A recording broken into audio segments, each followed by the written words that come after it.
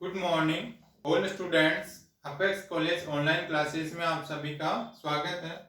तो अपन पढ़ रहे हैं बीएससी बीएड फर्स्ट ईयर और है बीएससी फर्स्ट ईयर की इनऑर्गेनिक केमिस्ट्री, और इसमें अपना टॉपिक चल रहा है एस ब्लॉक एलिमेंट्स।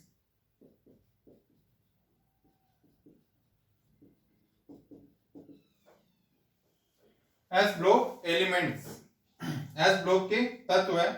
और इसमें नेक्स्ट टॉपिक आता है इसमें विलायकन, प्रकृति, यानी एस ब्लॉक एलिमेंट है जिसमें विलायकन प्रकृति का इसमें पाई जाती है। विलायकन प्रवृत्ति,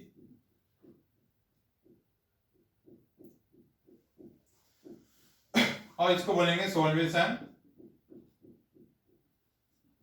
टेंडेंसी। विलायकन प्रवृत्ति या सॉल्वेशन टेंडेंसी, यानी क्या करते हैं, जैसे क्षार धातु है क्या होगी, ये सरल लवण में, यानी जो जितनी भी क्षार धातुएं होती है या क्या करती है, सोल्ट में घुलकर आयन मुक्त करती है, जिसके कारण क्या हो जाएगा, इसमें विद्युत का चालन होता है। तो क्षार धातु क्या होगी इसमें, यानी जो सोल्ट के अंदर या लवण, जिसे क्षार धातु के लवण है, ये क्या करते हैं, क्षार धातु के जो सोल्ट होते हैं वो जल में घुलकर क्या आयन मुक्त करेंगे, यानी इनको जल में घोल लेंगे तो इनकी क्या हो जाएगी, विलायकन, या जिसमें सोल्यूबल हो जाएंगे, तो जल में घुल जाएंगे इनके क्षार धातुओं के, तो जिसके कारण क्या करेंगे, विद्युत का चालन करते हैं। विद्युत क्या करते हैं, चालन करते हैं। और इसमें जैसे लिथियम प्लस आयन, जो लिथियम प्लस आयन होता है ये क्या होता है, सबसे छोटा होता है। इसका आकार क्या होता है, सबसे छोटा होता है। तो सबसे छोटा होने के कारण, सबसे छोटा होने के कारण इसका विलायकन क्या होगा, इसका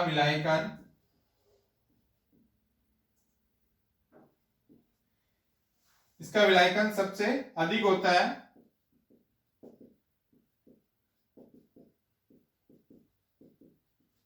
यानी जो लिथियम आयन है उसका क्या होगा, सबसे छोटा आकार होता है। सबसे छोटे आकार होने के कारण इसकी जो सॉल्वेशन टेंडेंसी है वो क्या होती है, सबसे अधिक होती है, यानी विलायकन प्रवृत्ति क्या होगी, सबसे ज्यादा होती है।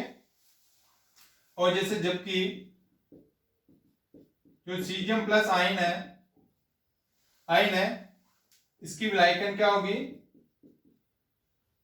विलायकन सबसे कम होती है।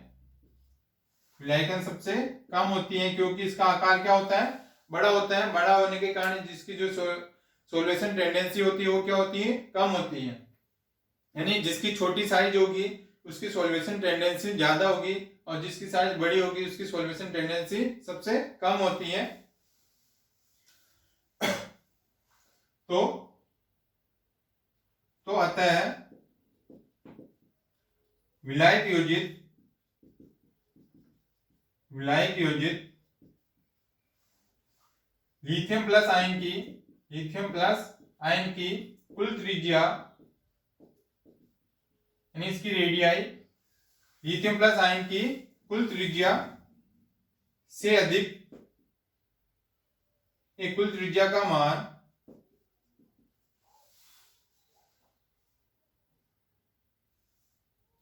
विलायक योजित यानी क्या होगा, जब इनको विलायक या सॉल्वेशन कर देंगे तो विलायक योजित सीजियम प्लस आयन की त्रिज्या से अधिक होती है।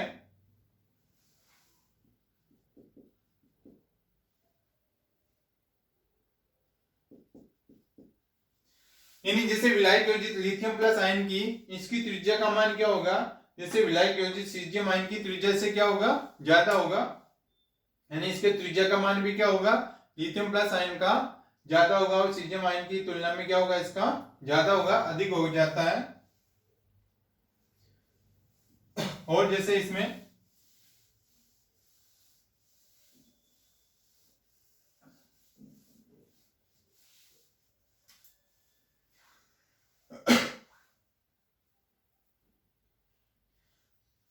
और जल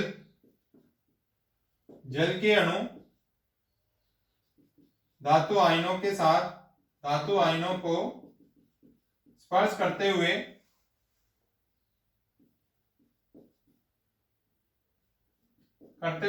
रहते हैं और उससे बंध बना लेते हैं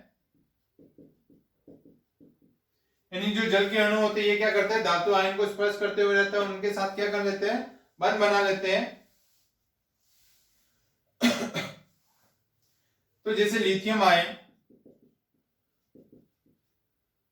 चतुष्फलकीय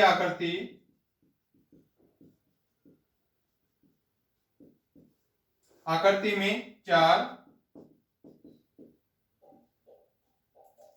जल अणुओं के साथ उपसह संयोजक बंध बनाती है।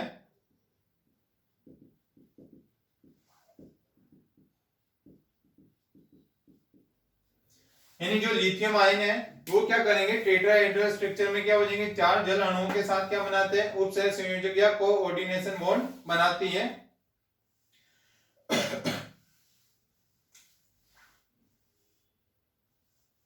तो जैसे इसमें देखते हैं अपन, जैसे लिथियम है, इसका एटॉमिक नंबर होता है 3 होता है और इसका इलेक्ट्रॉनिक विन्यास क्या हो जाएगा, 1s2 2s1। तो ये हो जाएगा 1s 2s और ये 2p 2s और ये 2p। तो इसमें इसके 2 इलेक्ट्रॉन, इसमें 1 इलेक्ट्रॉन। जैसे लिथियम प्लस, इसका इलेक्ट्रॉनिक विन्यास क्या हो जाएगा,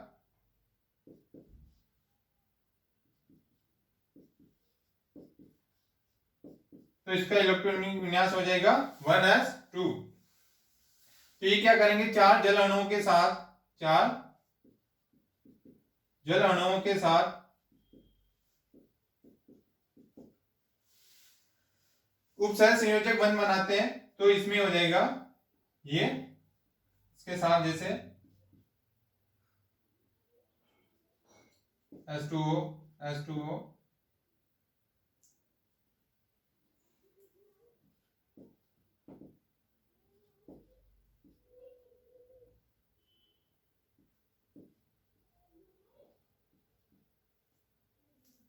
H2O और ये H2O।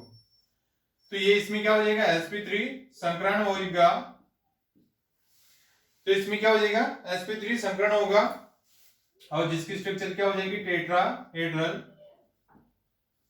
इस प्रकार ये वाटर के साथ में इस प्रकार से इनका कॉम्प्लेक्स बनेगा जिसमें उपसह संयोजक बंध बनाते हैं।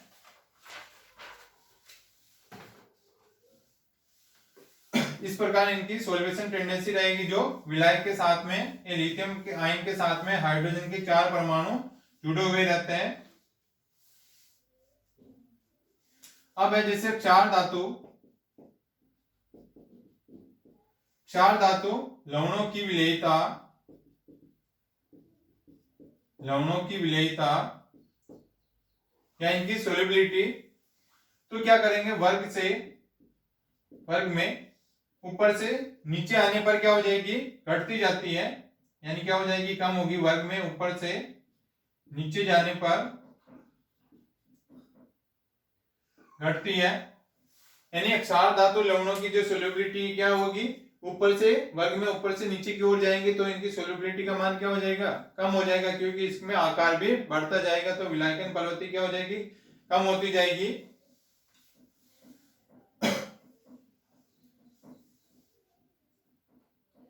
लेकिन फ्लोराइड व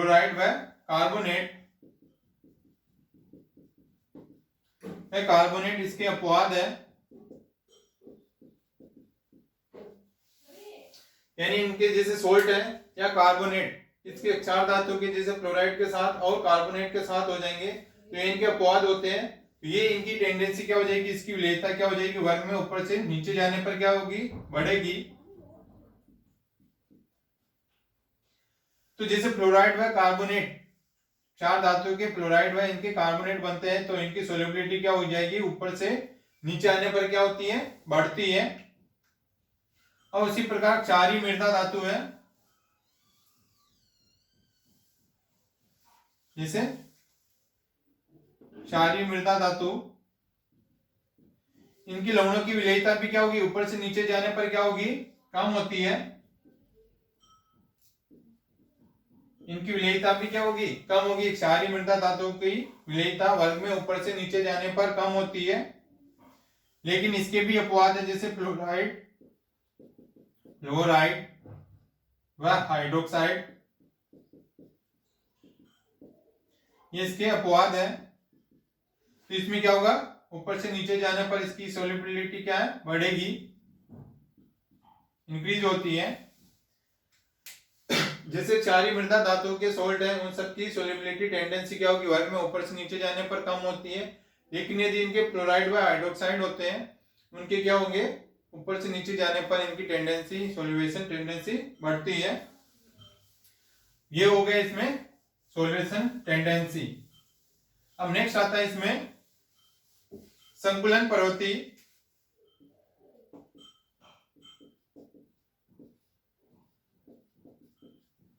संकुलन प्रवृत्ति या कॉम्प्लेक्शन टेंडेंसी, इसमें क्या होते हैं, कॉम्प्लेक्स बनते हैं, संकुलन प्रवृत्ति या कॉम्प्लेक्शन टेंडेंसी। जिसे क्या करते हैं, संकुल बनाते हैं। तो संकुल के लिए क्या होने चाहिए, धनायन होने चाहिए, और धनायन में क्या होने चाहिए, रिक्त डी कक्षक होने चाहिए। और वो क्या करते हैं, लिगेंड के साथ में, और लिगेंड में क्या होगा, जिसमें इलेक्ट्रॉन पाए जाएंगे, उनके साथ में ये कॉम्प्लेक्स बनाते हैं।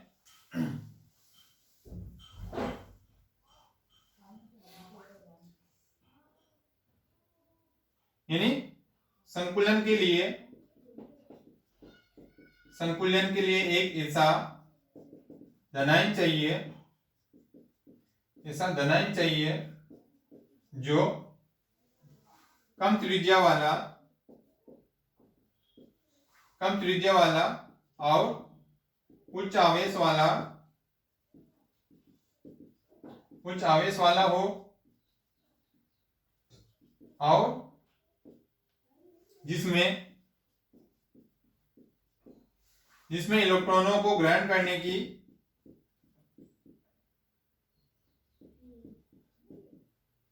करने के लिए रिक्त डी कक्षक या रिक्त कक्षक उपलब्ध हो। यानी कॉम्प्लेक्स या कॉम्प्लेक्स कब बनेगा, यानी संकुलन के लिए एक ऐसा अपनों को धनायन चाहिए जिसमें क्या होगा, जो कम त्रिज्या वाला हो, और जिसमें क्या उच्च आवेश वाला हो, और जिसमें इलेक्ट्रॉनों को ग्रहण करने के लिए क्या हो, रिक्त कक्षक उपलब्ध हो। वही लिगेंड के साथ में ये कॉम्प्लेक्स बनाते हैं। तो जैसे क्षार धातुओं, तो क्षार धातु के धनायन आवर्त में सबसे अधिक त्रिज्या वाले और केवल एक धनावेश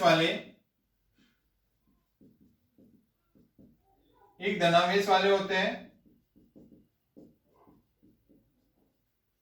तो अतः ये कोई संकुल नहीं बनाते हैं।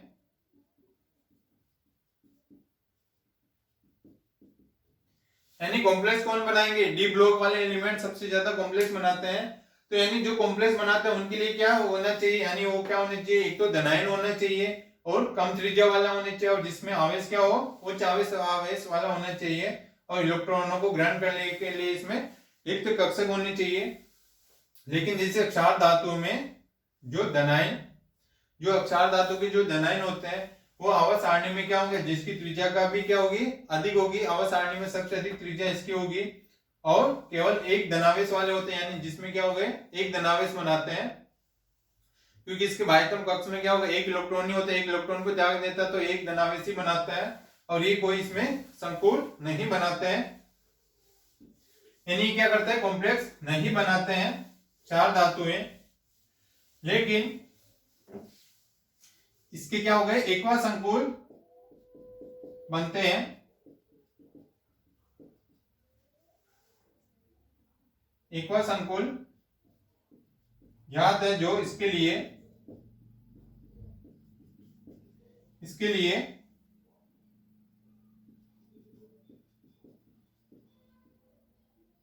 विलायकन से बनते हैं।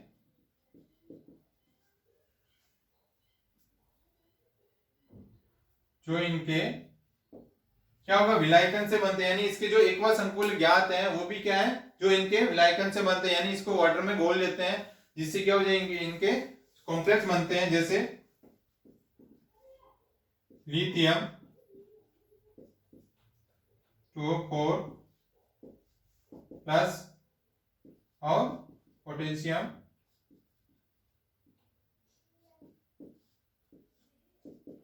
ये इनके एक्वा संकुल है, जैसे टेट्रा एक्वा लिथियम और ये हेक्सा एक्वा पोटेशियम।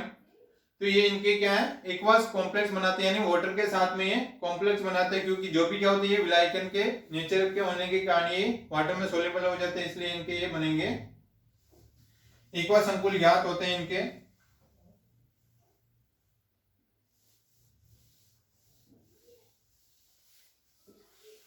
और जैसे जो सेलिसल्डिहाइड होता है,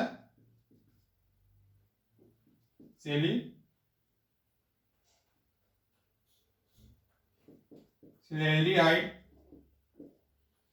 ये क्या करते हैं, जो सेलिसल्डिहाइड होता है ये क्षार धातु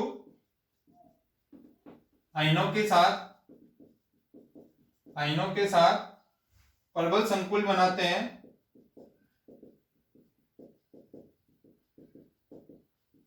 यानी जो सेलिसल्डिहाइड होता है ये क्षार धातुओं के साथ प्रबल संकुल बनाते हैं। तो जैसे सेलिसल्डिहाइड क्या होता है,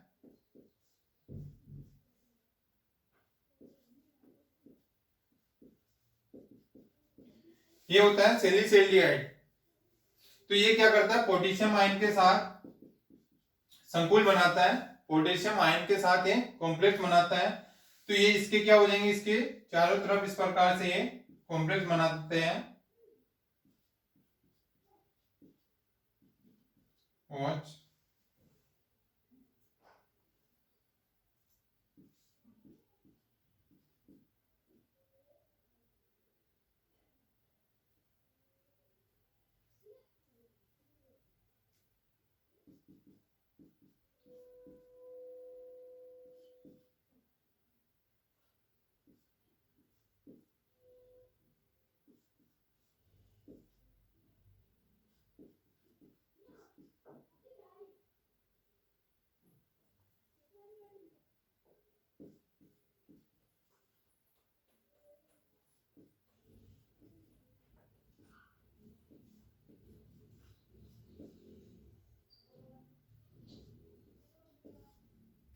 इस प्रकार ये बनता है कॉम्प्लेक्स।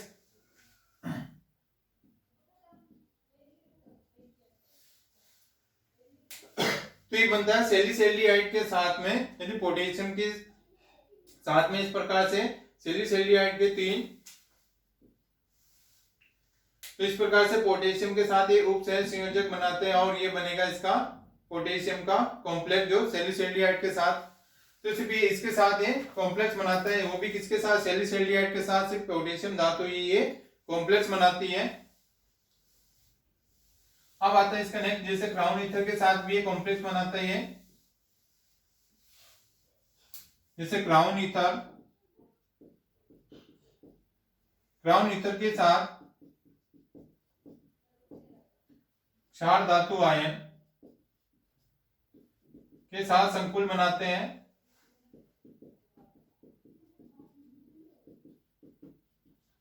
यानी क्राउन ईथर के साथ क्षार धातु आयन के साथ क्या करते हैं, ये भी संकुल बनाते हैं। तो क्राउन ईथर है, यानी क्राउन ईथर की क्या होगी, जैसे साइक्लिक रिंग होती है, तो उसमें क्या हो गए, जैसे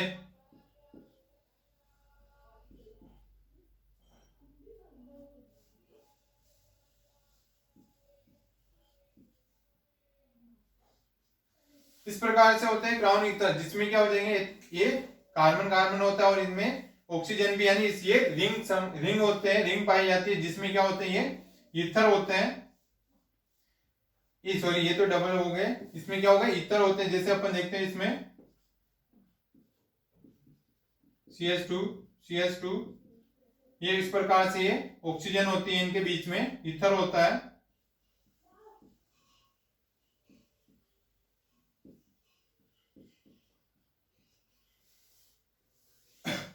ये हो गया जैसे क्राउन ईथर है, तो ये क्या करता है, लिथियम के साथ कॉम्प्लेक्स बनाता है इस प्रकार। तो इसको बोलेंगे, इसका नाम होता है lithium benzo, lithium benzo 12 crown,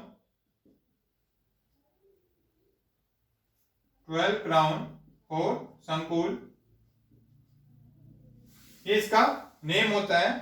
यानी ये क्या हो गया, लिथियम, और ये क्या हो गया, बेंजीन। तो लिथियम बेंजो 12 क्राउन और संकुल, यानी इसमें कितने जैसे हो गया 1 2 3 4 5 6 7 8 9 10 11 और ये 12। तो इसको बोलेंगे 12 क्राउन और 4, 1 2 3 और 4 ऑक्सीजन है, इसलिए इसको बोलेंगे 12 क्राउन 4 संकुल। यानी टोटल इसमें एटम कितने, सारे परमाणु कितने इसमें, तो टोटल 12 है, तो इसको बोलेंगे 12 क्राउन, यानी ये रिंग बन गई, इसको बोलेंगे 12 क्राउन। और ये इतर कितने हैं, इसमें ऑक्सीजन कितने हैं, 4 है, तो इसलिए क्या हो जाएगा 12 क्राउन 4। तो लिथियम बेंजो 12 क्राउन 4 संकुल। इस प्रकार से ये लिथियम के साथ बनाते हैं।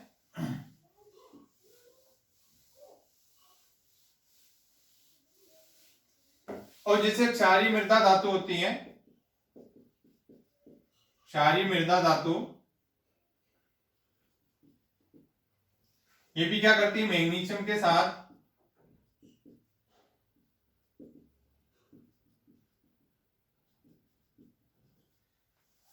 जो क्षारीय मृदा धातु है वो क्या करता है, मैग्नीशियम के साथ क्या करते हैं, संकुल बनाते हैं। जैसे क्षारीय मृदा धातु का जो मैग्नीशियम आयन होता है, ये भी मैग्नीशियम धातु होती है, ये बनाएंगे कॉम्प्लेक्स। जैसे इससे क्लोरोफिल है, क्लोरोफिल में कौन सी धातु पाई जाएगी, मैग्नीशियम के साथ, तो ये क्या हो गया, इसका कॉम्प्लेक्स बनाता है, तो ये बनाएगा क्लोरोफिल